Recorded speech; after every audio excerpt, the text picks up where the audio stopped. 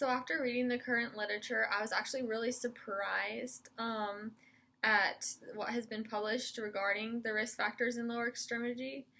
I thought it was very surprising how narrow the populations in the research actually are and how careful you need to be when you're doing research about risk factors. And I also did not realize how many things were missing in the risk factors for lower injuries.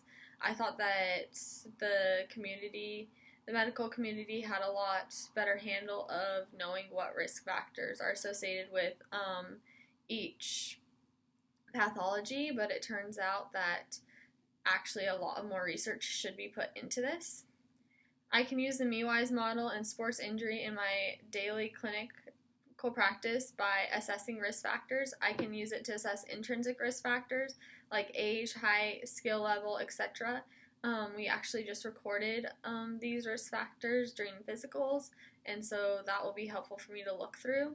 I can also take extrinsic risk factors like equipment and the environment into account and pair these two to get a better understanding of if the patient is really has a lot of risk factors, and then bring them into my clinic and work on those risk factors or try to improve or delete some of the risk factors so then they are able to play with a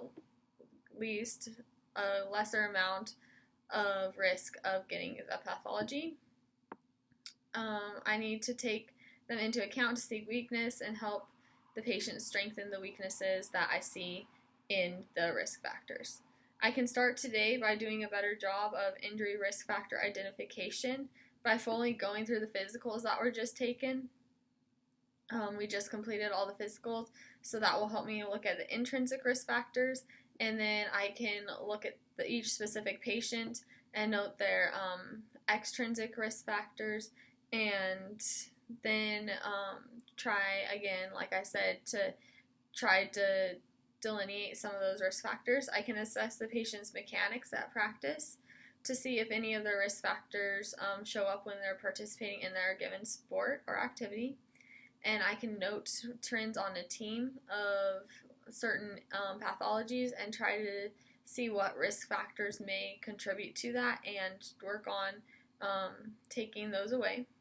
And I can also take the whole person into account.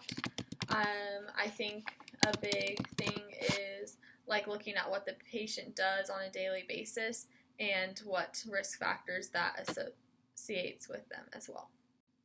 So this would include like if a athlete ran every morning and then decided to go to like soccer practice, that may put more stress on their legs, or if their job required a lot of heavy lifting and they were a baseball player and they were constantly doing overhand shoulder movements and then went and pitched a bunch, that could also predispose them to injury for overuse.